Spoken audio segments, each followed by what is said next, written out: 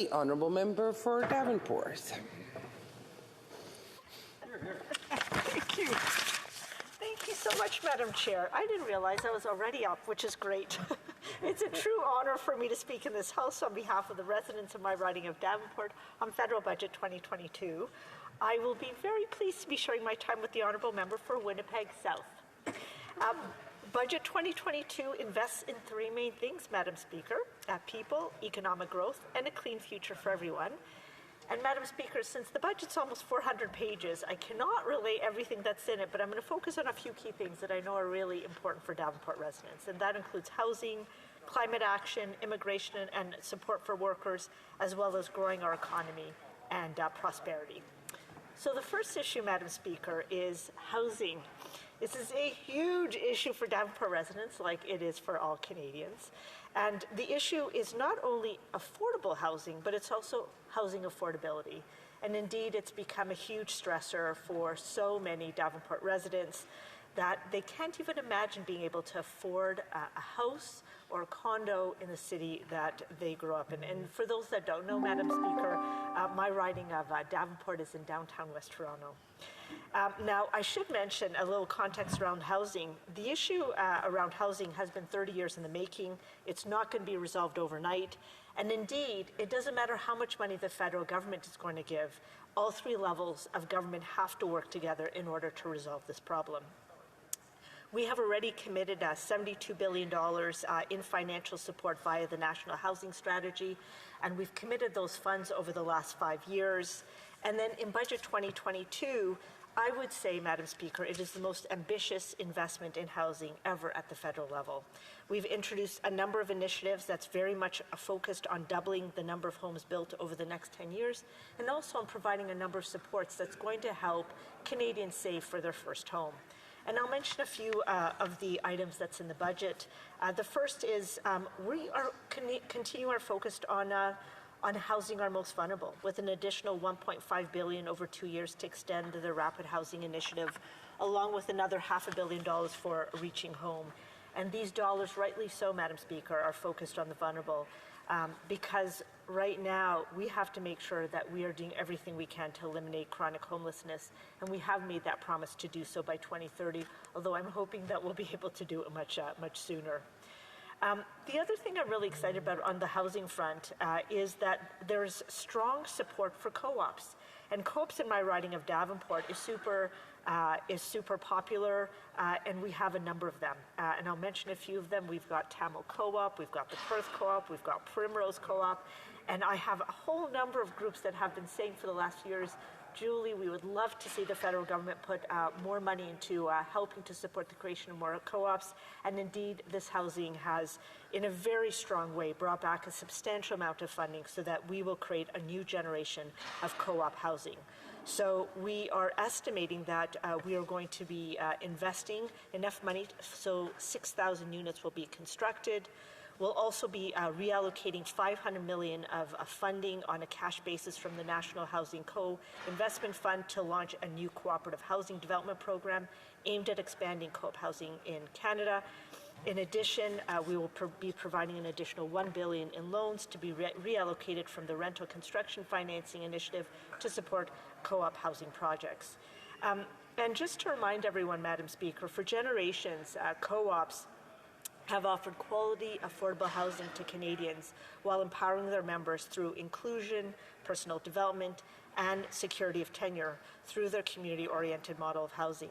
And while co-ops are home to approximately 250,000 Canadians, nowhere near enough of these co-ops have been built in recent years. So I'm delighted at the strong support and the strong investment in co-op housing in the years to come. Another area that I think is maybe overlooked a little bit and not mentioned enough in this House is a support in Budget 2022 that is going to allow our federal government to incentivize cities to build more homes and create denser, more sustainable neighborhoods, while also increasing the housing supply. And so I'll just mention a couple of funds. The first is we have the Infrastructure Fund, which we are going to use in Budget 2022 in order to ensure that as we're giving the dollars to municipalities, that we're going to create enough flexibility within the infrastructure programs to be able to tie access to infrastructure funding to actions that are taken by the provinces, by the municipalities to increase the housing supply where it makes sense to do so. The other is that Budget 2022 also will leverage transit funding to build more homes. So the pandemic has had a huge impact on public transit ridership. And so what we're trying to do is, as we're trying to build up our public transit, we want to incentivize our municipalities to be able to, as they're creating more transit, to also be building greater transit along, greater housing and greater density along those the transit and transit infrastructure lines. So I have a lot more to say on housing, Madam Speaker, but I want to get to some other topics. But I think the key thing I want to leave everyone with is that we've made a historic investment in housing at the federal level, but it will take all three levels of government to come together and to resolve this problem. The next topic I'd like to talk to is climate action, Madam Speaker. Climate change and climate action is super important to Davenport residents. One of the key reasons that I ran for office, I want to be part of a federal government that was going to put together not only a plan, but also commit the dollars and the actions to implement that plan. And over the last over 6 years, we've committed over $100 billion and over 100 actions. And Budget 2022 adds an additional $13.2 billion. Budget 2022 will focus those additional dollars on an emissions reductions plan and expanding and extending the low carbon economy fund, on new measures that's going to make it easier and more affordable for Canadians and Canadian businesses to adopt clean technologies, more funding to make zero emissions vehicles more affordable for Canadians. And so all of these measures taken together, Madam Speaker, is going to ensure that Canada will continue to lead in global efforts to fight climate change, to protect our nature, and to build a clean economy that will create the good-paying jobs of today and tomorrow. I will say something as an aside, Madam Speaker. You know, last week, at the beginning of the week, my heart was in the pit of my stomach when I read that the provincial Ford government was quietly altering their plan to hit their climate change targets. And I'll say to you that no matter how aggressive the federal government gets with $100 billion and 100 actions, there's no way Canada is going to be able to reach its climate targets if our largest province does not do its part. As our climate is changing more quickly than we had thought, these inactions to me are irresponsible, unconscionable, and to me a crime against humanity. The last section I'm going to talk to you about, Madam Speaker, is growing our economy. We are not going to be able to continue to provide the generous social welfare programs that we provide, and we're not going to continue to have a great quality of life if we are not going to become more productive as an economy and if we're not going to invest in economic growth. A key section of Budget 2022 is childcare. This is now a national program. It is not a social program to me. This is an economic game changer that for women and for families is going to fully engage all Canadians in our workforce, and it's going to help to add up to 4% to our GDP. It is huge for Davenport residents. It is huge for all Canadians. I'll also say to you, I really love a lot of the investments we've made around immigration and supporting our workers with more training and retraining. In 2021, we welcomed over 405,000 new permanent residents.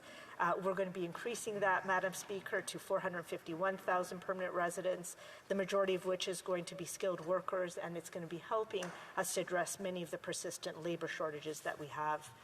On the worker front, just because I see that my time is quickly coming to an end, I wanted to say that the federal government in Budget 2022 talks about its commitment to make sure that they are going to work more closely with provinces and territories to adjust our labor market transfer agreements to make sure that Canadians have the training and retraining support that it needs in order to be more to help transition more of our workers, to help local economies adapt and prosper.